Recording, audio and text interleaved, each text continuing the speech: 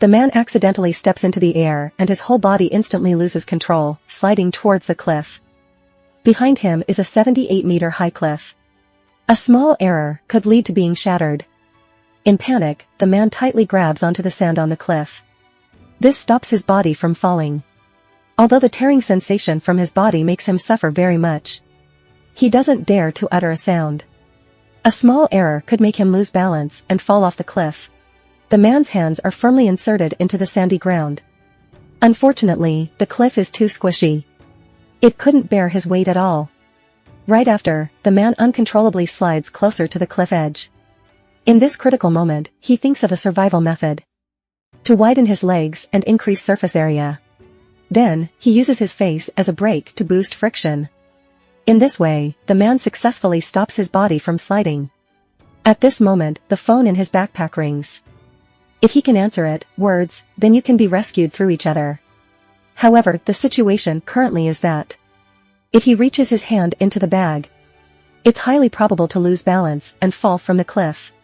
But if he doesn't answer the phone, he will miss a great opportunity to survive. Life and death are a thought away. In the end, after careful consideration, the man chooses to take a risk. He presses his face against the sandy ground to balance. Then pulls out his left hand and unzips his backpack.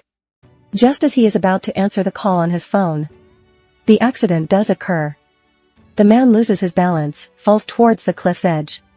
This time, he is utterly helpless. And Mark's luck is really good. He narrowly escapes another disaster. Below him, an almost 100 meters high cliff. And the sea is filled with sharp rocks. If he falls, the consequences are unimaginable. After praying, the man ultimately decides to take a chance. Since there is no way out, he jumps directly into the sea below.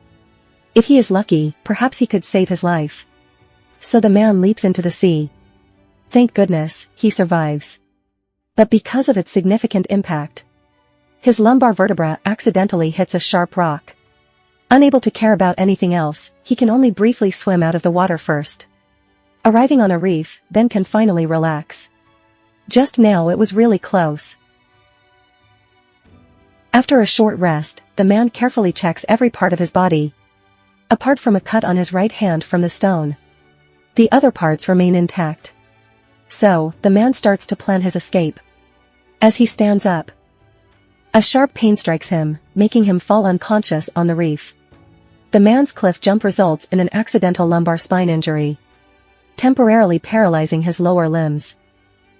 Removing his backpack, the man recalls the cell phone within. Since he couldn't leave here, so he calls for help. However, to his surprise, the quality of the cell phone is poor.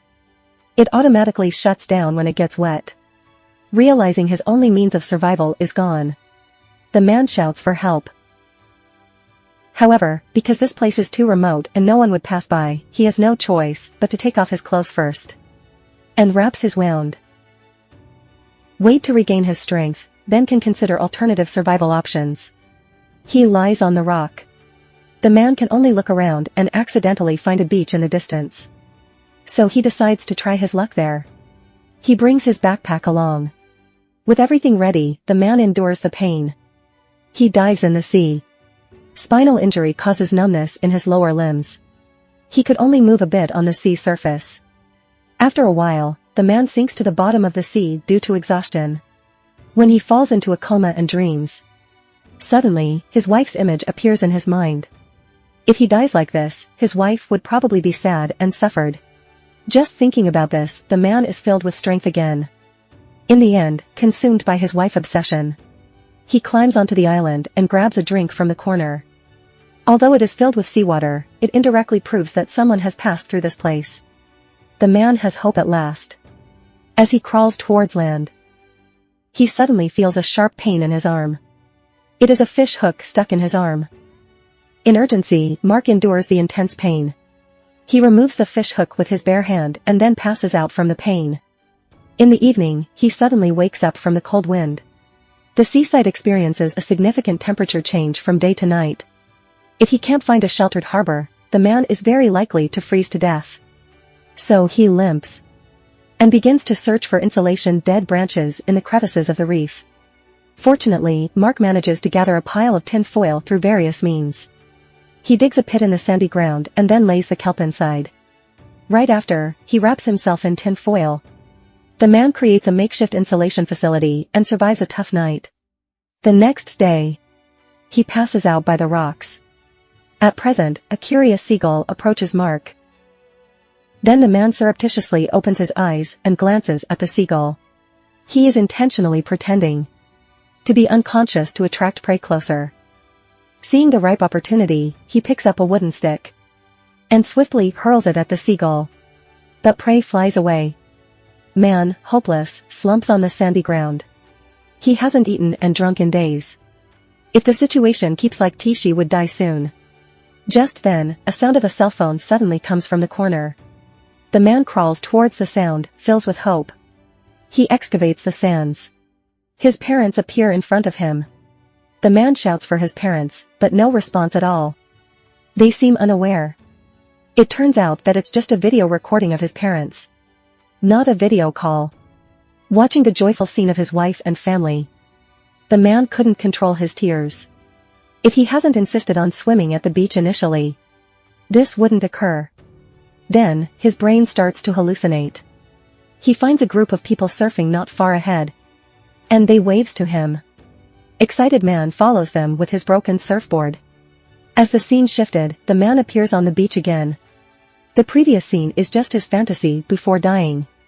Waking up from a coma, the man keeps swimming towards the direction of the sea.